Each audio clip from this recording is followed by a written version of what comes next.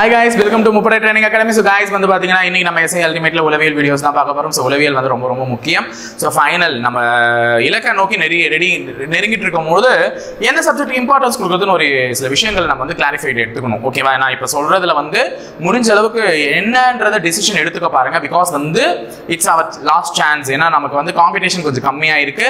அதே நேரத்துல எல்லாருமே சின்சியரா தன்னுடைய ப்ரிப்பரேஷனை நோக்கி ஓட ஆரம்பிச்சிருக்காங்க. ஸோ காம்படிஷன் குறைஞ்சாலுமே முன்னோக்கி ஓடுறவங்களோட எண்ணிக்கையுமே அதிக அளவில் இருக்கக்கூடிய ஒரு காரணத்தினால நம்ம வந்து ஒரு சூஸ் தி பெஸ்ட் ஆன்சர் அந்த மாதிரி வந்து ஒரு சரியான முடிவெடுக்க வேண்டிய நிலைமையில இப்போ நம்ம கரெக்டா இருக்கும். அது என்னன்னு அப்படின்னு பாத்தீங்கன்னா எல்லா சப்ஜெக்ட்டுமே வெரி இம்பார்ட்டன்ட். நான் அது வந்து இல்லைன்னு எப்பயுமே மறுக்க மாட்டேன். ஏன்னா எல்லா சப்ஜெக்ட்டுமே எல்லாருக்குமே ரொம்ப இம்பார்ட்டன்ட். அதை கண்டிப்பா படிச்சா மட்டும்தான் அந்த வேலையை வந்து நம்மளால எடுத்துக்க முடியும். ஆனா அதுல வந்து பெஸ்ட் அப்படின்னு சொல்லுவாங்கல்ல, ஸோ அந்த வந்து நமக்கு ஒரு குறைஞ்ச டைம்ல அதிக மார்க் எடுத்து கொடுக்கக்கூடிய சப்ஜெக்டா ஒன்று உளவியலை நம்ம பார்க்குறோம். ஸோ அதனால வந்து இதுக்கு தனியா ரிஸ்க் எடுத்துலாம் படிக்க தேவையில்லை. பட் ஆனா போடுற வீடியோஸ் கூடவே சேர்ந்து ஆன்சர் பண்ணிட்டோ அல்லது அந்த கொஸ்டினை சால்வ் பண்ணும்போது அந்த எண்ட் ஆஃப் த செஷன் வந்து அந்த இருக்கக்கூடிய கொஸ்டின்ஸ் மொத்த லாஜிக்கையும் கண்டுபிடிச்சோ இப்படிலாம் இருந்துட்டீங்கன்னு வச்சுக்கோங்க, ஒண்ணுமே இல்லை, அது ஈஸியா நமக்கு வந்து என்ன ஆயிடும், எடுத்துட்டு போயிடும்.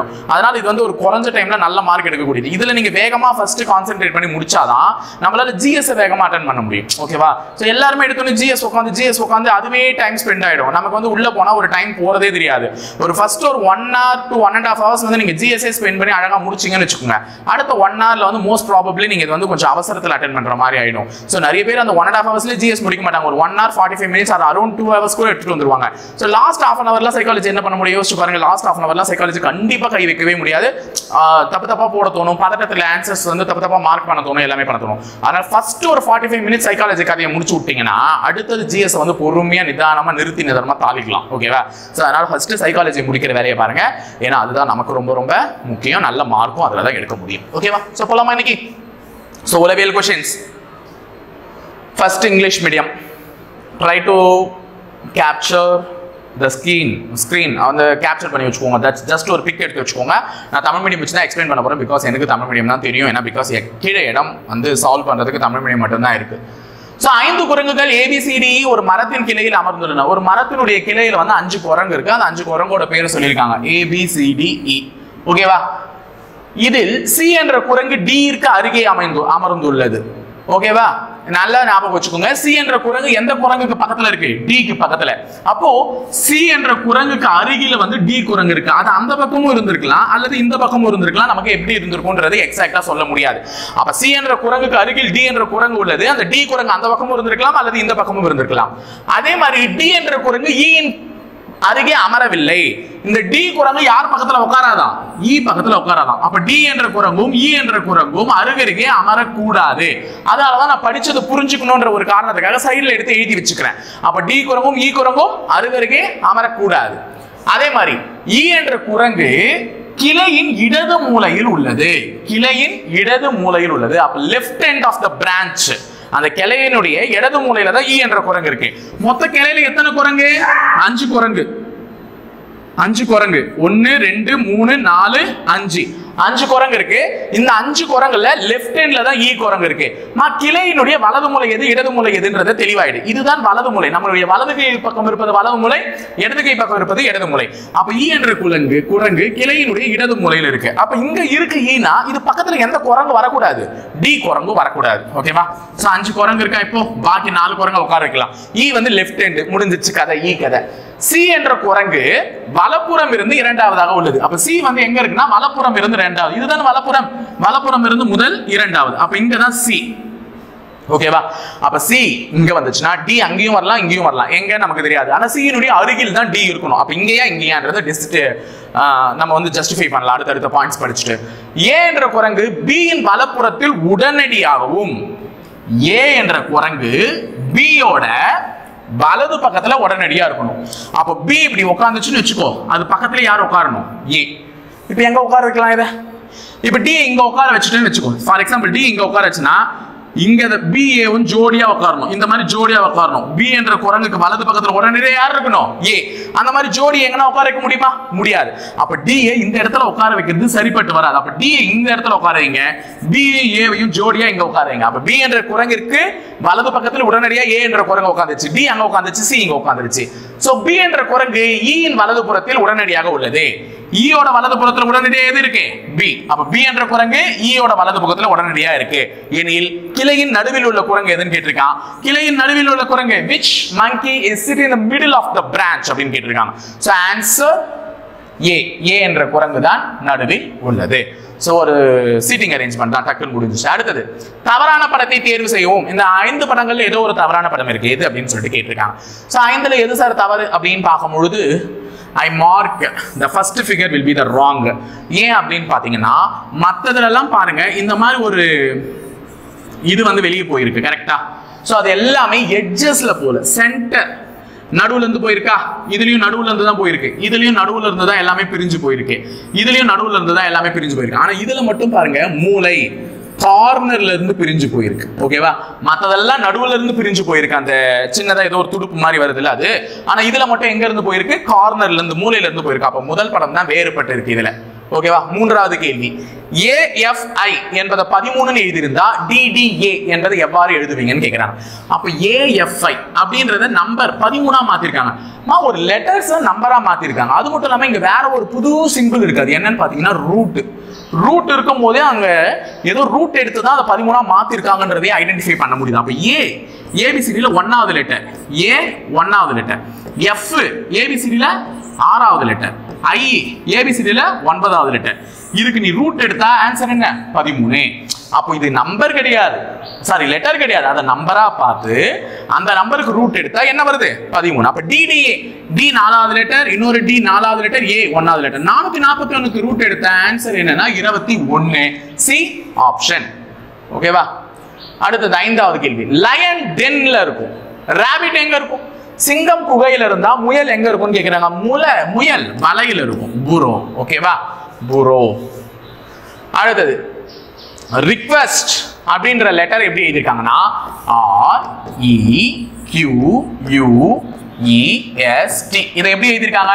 S2R 52TU ன்னு எழுதிருக்காங்க. S2R 52TU.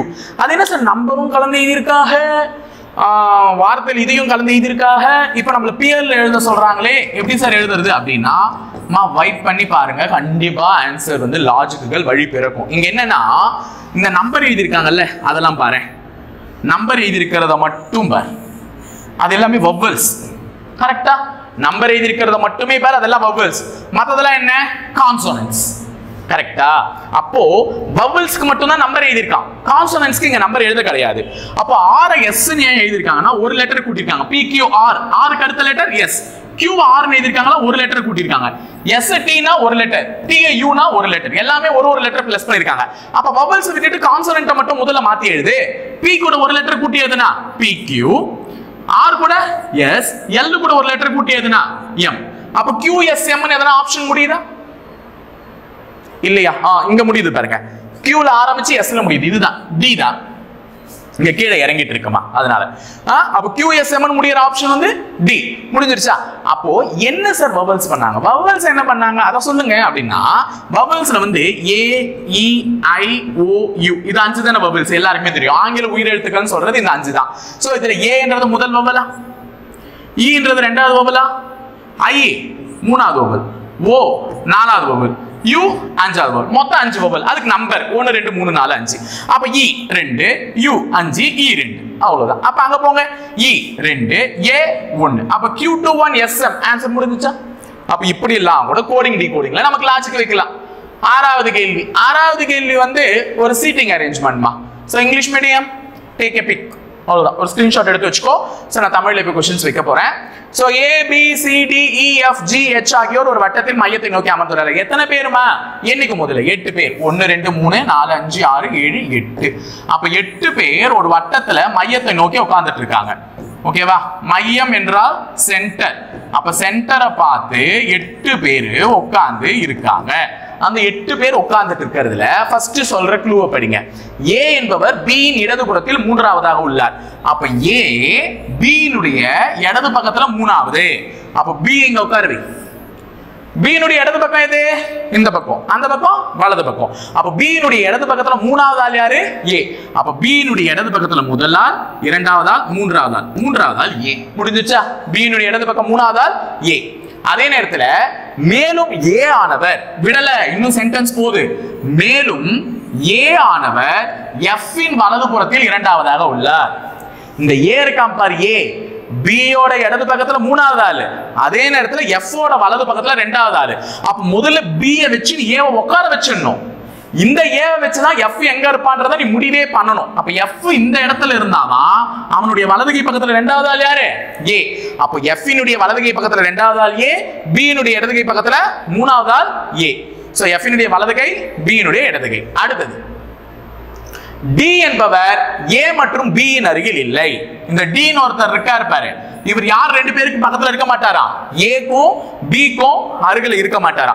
அப்ப ஏ பக்கத்துல டி இல்ல பி பக்கத்துல டி இல்ல. அப்ப காலியா இருக்கிற இந்த ஒரு சீட்ல தான் யார் வரணும் டி வரணும். ஏன்னா டி ஏ பக்கத்துலயே உட்கார கூடாது பி பக்கத்துலயே உட்கார கூடாது. ஆல்ரெடி இந்த சீட்ல எஃப் இருக்காரு இப்ப எஃப் இருக்காப்ல அவர் எழுப்ப முடியாது. அப்ப டி தான் இங்க போடணும். சோ முடிஞ்சிச்சா இதுவரையா. அடுத்தது சி மற்றும் ஜி எப்போதுமே அருகருகே இருப்பார்கள். இந்த சியும் ஜியும் இருக்கார்ல எப்பவுமே பக்கத்துல இருப்பாங்களா. அப்ப ஜோடியா எங்க காலியா இருக்கு சீட்டு இதுதான் இந்த இடம் தானே காலியா இருக்குது. அப்போ சி ஜி இப்படியும் உட்கார்ந்து இருக்கலாம் இல்லைன்னா இங்க ஜி இங்க சி இப்படியும் உட்கார்ந்து இருக்கலாம். நமக்கு தெரியுமா ரெண்டு பேரும் பக்கத்துல உட்காருவாங்கன்னு சொன்னாங்களே தவிர எங்க ஜி எங்க சின்னு சொல்லல. அப்ப இது எங்க வேணா உட்கார்ந்து இருக்கலாம். ஆனா இந்த ரெண்டு சீட்ல தான் உட்காரணும் கன்ஃபார்ம். ஏன்னா இது மட்டும் தான் ஜோடியா இருக்கிற ஒரே வாய்ப்பு. அடுத்தது H என்பவர் D இன் அருகேயும் மற்றும் BSC என்பவர் B இன் அருகேயும் அமரவில்லை. சென்டென்ஸ் முழுசா படிங்கப்பா. இத பாதியிலே படிச்சீங்கன்னா அங்க உட்கார்ந்து இருக்காங்கன்ற மாதிரி மீனிங்ல புரிஞ்சுப்பீங்க. H என்பவர் D இன் அருகேயும்னா அருகே உட்கார வச்சிருவீங்க. ஆனா அவங்க என்ன சொல்லிருக்காங்கன்னா H என்பவர் D இன் அருகேயும் மற்றும் C என்பவர் B இன் அருகேயும் அமரவில்லை. ரெண்டு பேரும் உட்காராத இன்ஃபர்மேஷனை பத்தி சொல்லிருக்காங்க. அப்ப H என்பவர் இங்க உட்கார கூடாதுன்னா இங்க தான் உட்காரணும் வேற விதி இல்ல. ஏன்னா இந்த ரெண்டு சீட் தான் இப்ப காலி. அப்ப H இங்க உட்கார கூடாதுன்னா இங்க உட்காரணும். ஆமாவா. அதே மாதிரி C என்பவர் யார் பக்கத்துல உட்கார மாட்டாரு B பக்கத்துல C உட்கார மாட்டாரு.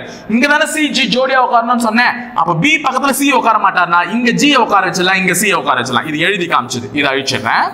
இங்க C உட்கார வச்சிடலாம் இங்க G உட்கார வச்சிடலாம். இப்ப அடுத்தது லாஸ்ட் அண்ட் ஃபைனல் ஒரே ஆள் மீந்து இருக்காது. அது யார் நம்ம ஆளு E தான் இங்க உட்காரணும். ஓகேவா. அவ்வளவுதான் சீட்டிங் அரேஞ்ச்மெண்ட் முடிஞ்சுச்சா. இப்ப இதை நீங்க என்ன பண்ணலாம் அழகா இது பண்ணி வச்சுக்கலாம். இதுதான் சால்வ் பண்ண இதை வச்சு கேள்வி கேட்பாங்க. சோ நான் இப்போ ஒரு பிக் மட்டும் எடுத்துக்கிறேன். பிகாஸ் வந்து கீழே क्वेश्चंसலாம் இருக்கும். சோ ஆன்சர் பண்றதுக்கு எனக்கு கரெக்டா இருக்கும். ஓகேவா.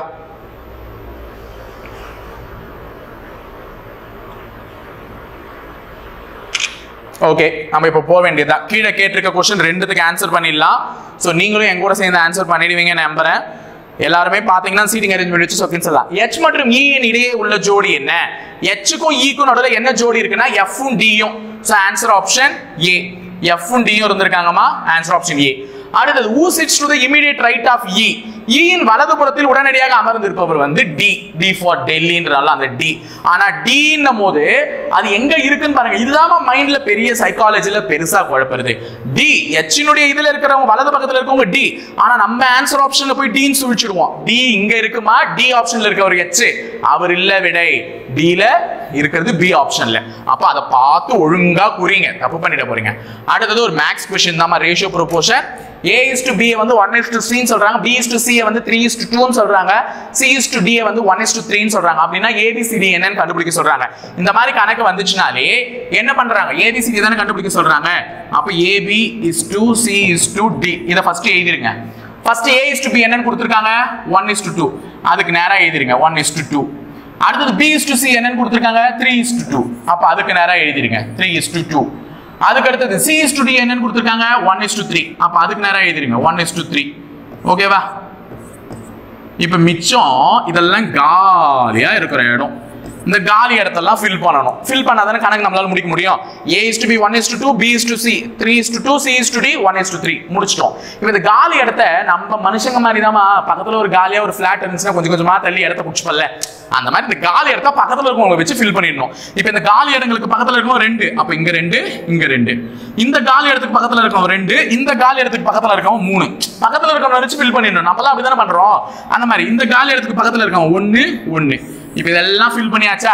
அது நேரா இருக்கவங்கள பெருக்கிட்டா A கிடைச்சிடும், B கிடைச்சிடும், C கிடைச்சிடும், D கிடைச்சிடும். நேரா இருக்கவங்க பெருக்கு 1 3 3 3 1 3 2 3 6 6 1 6 2 2 4 4 1 4 2 2 4 4 3 12 சோ இது எல்லாமே ஏதாச்சும் வாய்ப்பாட்டுல பொதுவா அடிபடுமானா கண்டிப்பா எனக்கு தெரிஞ்சு ரெண்டாவது வாய்ப்பாட்டுல கூட அடிபடாது. ஏன்னா ரெண்டாவது வாய்ப்பாட்டுல 3 வராது இல்ல, அதனால எந்த வாய்ப்பாட்டிலும் இது எல்லாமே பொதுவா அடிபடாது. So answer 3:6:4:12 அவ்வளவுதாமா. ஓகேவா? அடுத்தது ஃபைண்ட் தி ஃபோர்த் ப்ரொபோர்ஷன், நான்காவது விகித சமன் காண்கன்னு சொல்லிருக்காங்க. அப்போ இதுல முதல் விகித சமன் 3, இரண்டாவது விகித சமன் 9, மூன்றாவது விகித சமன் 12. நம்மள கேக்குறது இந்த நான்காவது விகித சமன் என்னன்னு கேக்குறாங்க. சோ ஃபர்ஸ்ட் கொடுத்த 3 நம்பர் 3 இடத்துல ஃபர்ஸ்ட், செகண்ட், தேர்ட், ஃபோர்த் கேக்குறாங்க. ஃபோர்த் கண்டுபிடிக்கணும்னா நான் இதோட ஜெனரல் ஃபார்ம் என்ன சொன்னேன்னா, இரண்டாவது நம்பரையும் மூணாவது நம்பரையும் பெருக்கி முதல் நம்பரால வகுத்தா நமக்கு எது கிடைச்சிடும்? நாலாவது நம்பர் கிடைச்சிடும். அப்ப ரெண்டாவது நம்பர் எது? 9 × 12 டிவைடட் பை 3 அடிச்சா இது 3 முறை 12 36. So answer option D 36. அப்ப நான்காவது விகித சமன் 36. சோ பத்தாவது கேள்வி இல்லமா. அடுத்த question, the ratio of two numbers are 6:5. If we added 15 to both the numbers, the ratio will becomes 9:8. Then find the greater number அப்படினு சொல்லிட்டு கேட்டிருக்காங்க. இரண்டு எண்களின் விகிதம் முறையே 6:5 ஆகும். இரண்டு எண்களுடனும் 15 என்ற எண்ணை கூட்டினால் விகிதம் 9:8 ஆக மாறுகிறது எனில் அதில் பெரிய எண்ணை காண்க. ஈக்குவேஷன் மெத்தட்லனா போடு, எப்படினா போடாது, அது அவங்க உங்களை பொறுத்து இருக்கு.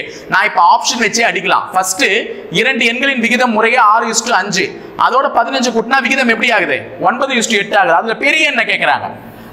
பெரிய எண்ணால பெரிய விகிதத்தை தானே கொண்டிருக்கோம். பெரிய எண்ணா எப்படி இருக்கும்? பெரிய விகிதத்தை கொண்டிருக்கோம். அப்ப இந்த 6, 5 எதுமா பெரிய நம்பர்? எது பெரிய நம்பர்? 6 தான் பெரிய நம்பர். அப்போ 6:5ல பெரிய எண் வந்து 6. அப்போ விடையில எந்த நம்பர் 6 ஆல அடிபடுதோ அதுதான் உன்னுடைய விடையா இருக்கணும். ஏன்னா அந்த பெரிய எண்ணை கேட்டிருக்காங்கல்ல, இந்த 4 ஆப்ஷன்ல இருக்கிற இது ஏதோ ஒண்ணுதான் பெரிய எண். இதுல எது 6 ஆல அடிபடுதோ அதுதான் ஆன்சர். 21 6 டேபிள்ல வருமா? வராது. 24 6 டேபிள்ல வரும். 30 6 டேபிள்ல வரும். 40 6 டேபிள்ல வராது. அப்ப இது ரெண்டு விடை கிடையாது. இந்த ரெண்டும் தான் விடையில இருக்கு.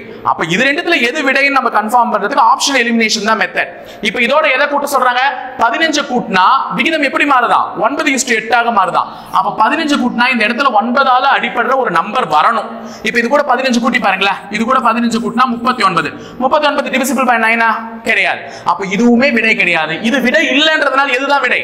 இதுதான் விடை. முடிஞ்சிருச்சு. சோ 30ஓட 15 கூட்டி செக் பண்ணுங்க. 45. 45 9 ஆல அடிபட்டுச்சா? அவ்வளவுதான், முடிஞ்சிருச்சு. அப்ப ஆன்சர் 30. இது வந்து ஆப்ஷன் எலிமினேஷன். டக்கு டக்குன்னு ஆப்ஷன் வச்சு சொல்லிட்டு போயிடலாம். once the question will be understand clearly. கேள்விகளை எவன் ஒருவன் தெளிவாக புரிந்து கொண்டிருந்தானோ அவனால மட்டும் டக்குன்னு போட முடியும் இந்த கேள்வியை. சோ இல்லனா ஈக்குவேஷன் மெத்தட் நம்ம சொல்லிடலாம். இப்போ ரெண்டு நம்பர் வெச்சுக்கோ. ஏதாச்சும் ரெண்டு நம்பர். இப்போ A தான் நம்பர் எடுத்துக்கிறேன். A ஒரு நம்பர், B ஒரு நம்பர். என்ன விகிதத்துல இருக்கு? 6:5 என்ற விகிதத்துல இருக்கு. A ஒரு நம்பர், B ஒரு நம்பர். என்ன விகிதம்? 6:5. இந்த ரெண்டு நம்பரோடையும் நான் 15 கூட்டினா, இந்த ரெண்டு நம்பரோடையும் நான் 15 கூட்டினா A உம் B எப்படி மாறுதா? 9:8 மாறுதா. A உம் B எப்படி மாறுதா? 9:8. அப்ப ABன்ற ரெண்டு நம்பர் 15 கூட்டினதுக்கு அப்புறம் 9:8 மாறுதுனா நம்ம x வச்சு தான் கண்டுபிடிக்க முடியும். அப்ப முதல் ரேஷியோவை நான் x ன்னு எடுத்துக்கிறேன். இது 6x, அது என்னது? 5x. அப்ப இவங்க 6x 5x. 15 கூட்டினா 9:8 ன்னு மாறுறாங்க. இப்போ இத வச்சு ஈக்குவேஷன் எழுதி பார்க்கலாம். A 6x plus 15. A வ பத்தி மட்டும் எழுதுறேன். A 6x 15 கூட்டினா எப்படி மாறுவாரா? 9 ஆ மாறுவார். கீழே B ய பத்தி எழுதுறேன். B 5x 15 கூட்டினா அவர் எப்படி மாறுவாரா? 8 ஆ மாறுவார். 8 பங்கா. இப்போ இத வச்சு x கண்டுபிடிச்சா x எடுத்து போய் இங்க சப்ஸ்டிட்யூட் பண்ணா ஆன்சர் வந்துரும். x கண்டுபிடிக்க பார்க்கலாம். குறுக்கு பெருக்கல் 8 48x plus 5 ஒரு 8 120 is equal to 9 45x plus 5 ஒரு 9 135. ஓகேவா? போலாமா? இப்போ 48x ல 45x, x எல்லாம் ஒண்ணா சேருங்க. 48x இருக்கு, அந்த பக்கம் இருக்க 45x இந்த பக்கம் வந்துச்சுனா 45x மைனஸ். இப்போ அங்க 135 இருக்கா, இந்த பக்கம் இருக்க 120 அந்த பக்கம் போச்சுனா மைனஸ் 120. அப்ப x இன் மதிப்பை காண்பதற்கு நம்ம என்ன பண்ணுவீங்க? 3x, x ல 48x ல 45x போச்சுனா 3x. 3x is equal to 15. So x கண்டுபிடிக்கிறதுக்கு 3 அந்த பக்கம் தள்ளினீங்கன்னா 15/3 அடிச்சா x இன் மதிப்பு 5. x இன் மதிப்பை கண்டுபிடிச்சு எடுத்துட்டு வந்து இந்த ரெண்டு இடத்துலயும் போட்டு செக் பண்ணுங்க. a வின் மதிப்பு என்ன கிடைச்சிச்சு? a x இன் மதிப்பு 5 6 5 30. ஏன்னா இங்க x இன் மதிப்பு 5 சப்ஸ்டிட்யூட் பண்ண. b இன் மதிப்பு அஞ்சா 5 5 25. அப்ப சிறிய எண் கேட்டா 25, பெரிய எண் கேட்டா 30. நம்மள கேட்டிருக்கிறது பெரிய எண் 30 இல்லையா? இரண்டு எண்களின் கூட்டுத்தொகை என்னன்னு கேட்கலாம், அல்லது இரண்டு எண்களுக்கும் உள்ள வித்தியாசம் என்னன்னு கேட்கலாம், அல்லது இரண்டு எண்களின் பெருக்கல் தொகை என்னன்னு கேட்கலாம். கூட்டுத்தொகைனா ரெண்டுத்தையும் கூட்டி சொல்லுவேன், வித்தியாசமா ரெண்டுத்தையும் கழிச்சு சொல்லுவேன், பெருக்கல்னா ரெண்டுத்தையும் பெருக்கி சொல்லுவேன். அவ்வளவுதான், முடிஞ்சிருச்சு. 11வது கொஸ்டின், கேள்வி குறியிட்ட இடத்தில் வர வேண்டியது என்னன்னு கேட்டிருக்காங்க. which one will come replace the question mark அப்படின்னு சொல்லிட்டு கேட்டிருக்காங்க.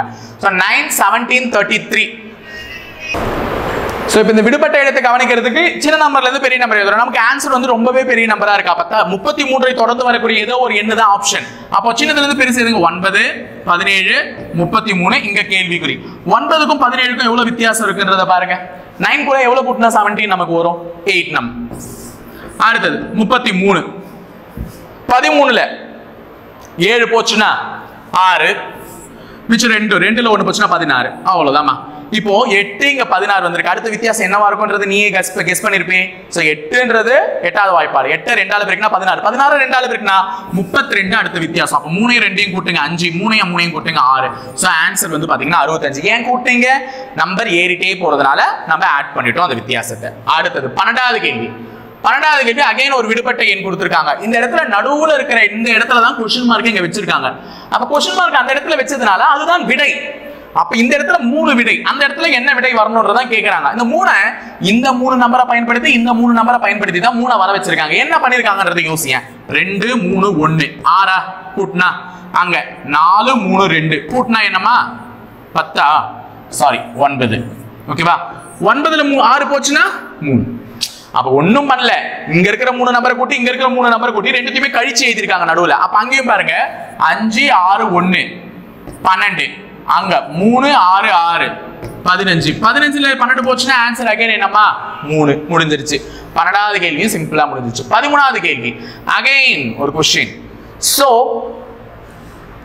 மேல ABCD லெட்டர்ஸ், கீழே அதற்கான நம்பர்ஸ் கொடுத்திருக்காங்க. ஆமா சார், ஆனா நம்பர் அப்படி இல்லையே, P வந்து 16வது லெட்டர் சார் அப்படின்னு நீங்க சொல்லலாம். ஆனா இங்க என்ன கொடுத்திருக்கான்? 11.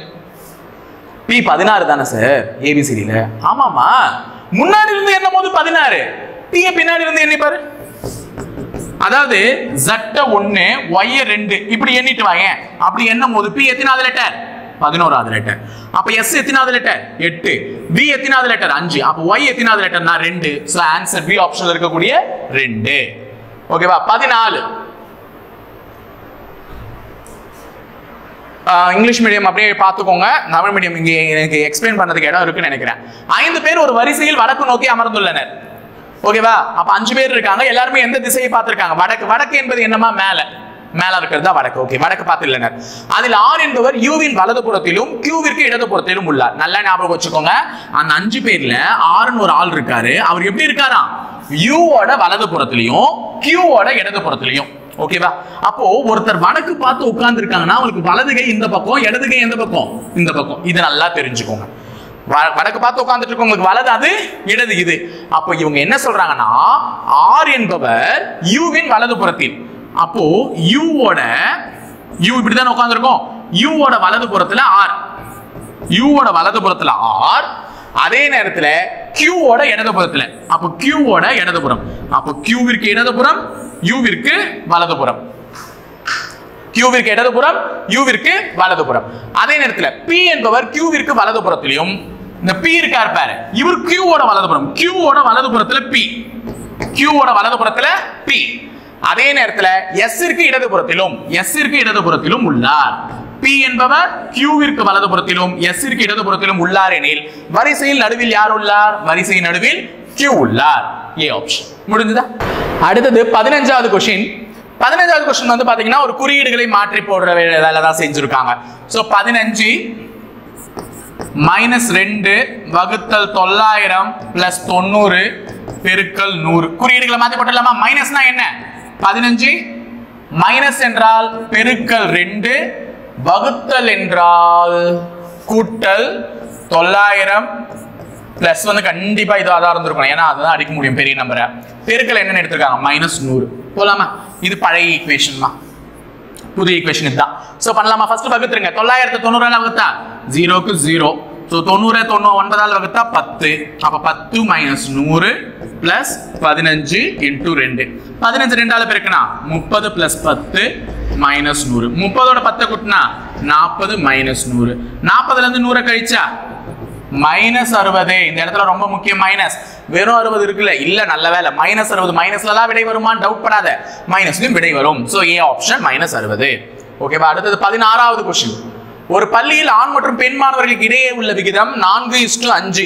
100 மாணவிகள் பள்ளியை விட்டு விலகினால் விகிதங்கள் 6:7 மாறுகிறது எனில் பள்ளியில் எத்தனை மாணவர்கள்? இப்போ ஒரு கொஸ்டின் நடத்தினால XOன்னு அதை பேஸ் பண்ணின கொஸ்டின் ஏதாமா இது. ஆனா இது கொஞ்சம் வில்லங்கமா இருக்கும். என்ன அப்படின்னா, இப்போ ஒரு பள்ளியில் ஆண் மாணவர்கள் மற்றும் பெண்கள், அப்போ ஆண் boys versus girls, boys versus girls எவ்வளவு ரேஷியோல இருக்காங்க? 4:5 இந்த ரேஷியோல இருக்காங்க. யாரு? ஒரு ஸ்கூல்ல பாய்ஸ்க்கும் கேர்ள்ஸ்க்கும். இதே 100 மாணவிகள் பள்ளியை விட்டு விலகினால், பள்ளியை விட்டு விலகிறது 100 மாணவிகள், மாணவர்கள் இல்லமா மாணவிகள். அப்ப வெளியே போறது பெண்ணுங்க மட்டும் தான் போயிருக்காங்க, இன்னும் பசங்க யாரும் வெளியே போல. அப்ப 100 மாணவிகள் பள்ளியை விட்டு சென்றால் அந்த பாய்ஸ்க்கும் கேர்ள்ஸ்க்கும் எப்படி ஆயிடும்னா ரேஷியோ 6:7 மாறிடுமா. இதுக்கு முன்னாடி போட்ட அதே மாதிரி கணக்கு தான். அப்ப 4:5 இருக்கு, 100 பாய்ஸ் வெளியே போனா ரேஷியோ எப்படி மாறிடும்? 6:7. அப்ப இதை x, இதை ஒரு x போட்டுக்கோங்க. 4x 5x x ன்னு போட்டுக்கிட்டேன். இப்போ இதுல 100 கழிச்சா 6:7 மாறணும். பண்ணலாமா? இப்போ என்ன அப்படின்னு பாத்தீங்கன்னா 4x divided by 5x minus 100 is equal to 6/7. ஏன் சார் 100 இங்க மட்டும் கழிச்சிங்கன்னா பசங்களுக்கு 100 கழிக்க கூடாது, வெளியே போனது பெண்கள். அப்ப 5x minus 100 மட்டும் தான் போடணுமே தவிர பசங்கள்ல 100 கழிக்க கூடாது. ஏன் கழிக்கலன்னு தெரியுதா? ஏன்னா வெளியே போனது வெறும் மாணவிகள், கேர்ள்ஸ்ல இருந்து மட்டும் அந்த 100 கழிக்கிறேன். இப்ப குறுக்கு பெருக்கல் பண்ணு. 7 4 28x 6 5 30x மைனஸ் 600 600. இப்ப பெரிய எக்ஸ்ல இருந்து சின்ன எக்ஸ் கழி 30x minus 28x equal to 600. இப்ப இதுல போச்சுன்னா 2x ஈக்குவல் டு 600. ஆமாவா? x இன் மதிப்பை கண்டுபிடிக்கணும்னா 2 அந்த பக்கம் தள்ளணுமா? அப்ப 600/2 அடிச்சா x இன் மதிப்பு 300. x இன் மதிப்பு 300. எடுத்துட்டு போய் இப்ப சப்ஸ்டிட்யூட் பண்ணா பொண்ணுங்க ஸ்ட்ரெngth பசங்க ஸ்ட்ரெngth கிடைச்சிடுமா? நமக்கு எத்தனை மாணவர்கள் உள்ளனர் பள்ளியில் வந்து ஆண் மாணவர்கள் எத்தனை பேர்? அது வந்து மாணவர்கள்னா நீங்க பெண்ணும் ஆணும் கன்ஃபியூஸ் ஆயிக்காதீங்க. தெளிவா இங்கிலீஷ்ல क्वेश्चन இருக்கும். how many boys மட்டும் தான். அப்போ எத்தனை ஆண் மாணவர்கள் உள்ளனர் மட்டும் கண்டுபிடிங்க. அப்போ இந்த 300 எடுத்துட்டு இங்க சப்ஸ்டிட்யூட் பண்ண. ஆண்கள் 4x அப்ப 4 × 300 1200 ஆண் மாணவர்கள் உள்ளனர். பெண்கள் 1000 பேர் இருந்திருப்பார்கள். ஓகேவா? 17வது क्वेश्चन. மருத்துவமனை நோயாளி இவற்றை விளக்கும், செவிலியர் நோயாளி இவர்களை விளக்கும் வெண்படம். That means hospital nurse and patient. அப்போ நமக்கு நல்லா தெரியும் ஒரு ஹாஸ்பிட்டல்ல தான் நர்ஸும் இருப்பாங்க, அதே ஹாஸ்பிட்டல்ல தான் பேஷண்ட்டும் இருப்பாங்க. ஓகேவா? ஓகே, அப்ப இந்த மாதிரி படம் எதுனா பாத்தீங்கன்னா சி ஆப்ஷன், சி தான் கரெக்டா சூஸ் பண்ணணும். நர்ஸையும் பேஷண்ட்டையும் உள்ள தள்ளிடாத ஒண்ணா. ஓகே, அடுத்தது மரச்சாமான்கள் நாற்காலி மேசை, ஃபர்னிச்சர் சேர்ஸ் அண்ட் டேபிள்ஸ். சேரும் சரி டேபிளும் சரி, சேர்ன்றது உட்கார்றது, டேபிள்ன்றது வச்சு எழுதுறது, ரெண்டுமே வேற வேற. இந்த ரெண்டுமே எதுல தான் சேரும்? ஃபர்னிச்சர்ல தான் சேரும். அப்ப ஆன்சர் ஆப்ஷன் சி. 19வது வகுப்பறை கரும்பலகை பள்ளி இவற்றை விளக்கும் வெண்படம். என்ன பொறுத்தவரையும் ஸ்கூல்ல தான் கிளாஸ் ரூம் இருக்கும். கிளாஸ்ல தான் என்ன இருக்கும்? பிளாக் போர்டு இருக்கும். அப்ப பள்ளியில வகுப்பறை, வகுப்பறைக்குள்ள பிளாக் போர்டு. அப்ப ஏதோ ஆப்ஷன் சி. அடுத்தது லாஸ்ட் அண்ட் ஃபைனல் 20வது क्वेश्चन. ஒரு match the following ratio proportion வச்சு கேட்டிருக்காங்க. இருபடி விகிதம் டூப்ளிகேட் ரேஷியோ. டூப்ளிகேட் ரேஷியோனாலே கொடுத்திருக்கிற நம்பரை ஸ்கொயர் பண்ணி எழுதணும். இப்போ இங்க 4:2 இருக்கா, இதை ஸ்கொயர் பண்ணா 4 ஸ்கொயர் 2 ஸ்கொயர் 16:4 டைரக்டா கொடுத்துட்டு இருக்காங்க. அதையே மேட்ச் பண்ணிக்கோங்க. அப்போ இதுக்கு ஆன்சர் இது 1 ஆகுது. ஓகேவா? அடுத்தது இன்வெர்ஸ் ரேஷியோ, தலைகீழ் விகிதம் கேட்டிருக்காங்க. தலைகீழ் விகிதம் நம்ம அப்படியே திருப்பிக்கணும். அப்ப இது 2வது 13:17 17:13. அடுத்தது சப்டியூப்ளிகேட் ரேஷியோ, துணை இருபடி விகிதம். இப்ப இது கொடுத்திருக்காங்க, இதுக்கு ஸ்கொயர் ரூட் எடுக்கணும். இருபடி விகிதம்னா ஸ்கொயர் பண்ண, துணை இருபடி விகிதம்னா ஸ்கொயர் ரூட் எடுக்கணும். அப்ப 16க்கு ஸ்கொயர் ரூட் எடுத்தா 4, 4க்கு ஸ்கொயர் ரூட் எடுத்தா இது. அப்ப 2 3 1 ஆன்சர். 2 3 1 அது இல்லையே அப்படின்னு பாத்தீங்கன்னா இல்ல இது வேற மாதிரி எழுதிருக்காங்க ஆக்சுவலி. ஃபர்ஸ்ட் ஒன்னுக்கு 3வது, ஃபர்ஸ்ட் ஒன்னுக்கு 3வது. ஓகேவா? 3. ரெண்டாவது ஒன்னுக்கு 1வது 1. அடுத்து மூணாவதுக்கு ரெண்டாவது இருக்கிறது 3 1 2 ஆன்சர் 3 1 2 நம்ம இப்படி மேட்ச் பண்ணோம்ல அது கிடையாது இவங்க ஃபர்ஸ்ட் இருக்கிறது எந்த இடத்துல இருக்கு மூணாவது இடத்துல இருக்கா அதனால அது ஃபர்ஸ்ட்டுக்கு மூணாவது இடத்துல இருக்கிறது ரெண்டாவதுக்கு ஒன்னாவது இடத்துல இருக்கிறது அதுக்கு அடுத்தது மூணாவது இடத்துல ரெண்டாவது இடத்துல இருக்குது அப்ப 3 1 2 ஆன்சர் இதுதான் மார்க் பண்ணிருக்கணும் ஓகேவாமா ஸோ கைஸ் இன்னைக்குமே உளவியல் கொஸ்டின்ஸ் கொஞ்சம் பார்த்துருக்கீங்க ஓரளவுக்கு புரிஞ்சிருக்கு ஸோ இதே மாதிரி எல்லா விஷயத்தையுமே கற்றுக்கிட்டு வாங்க ரெட்டினா அதுதான் நமக்கு வந்து எக்ஸாமில் நல்ல மார்க்ஸை இம்ப்ரூவ் பண்ணுறதுக்கும் ஸ்கோர் பண்ணுறதுக்கும் வழிவகுக்கும் ஸோ இணைந்திருங்கள் காவலர்களே தொடர்ந்து பயணிப்போம் முப்படை பயிற்சி மையத்துடன் நன்றி வணக்கம்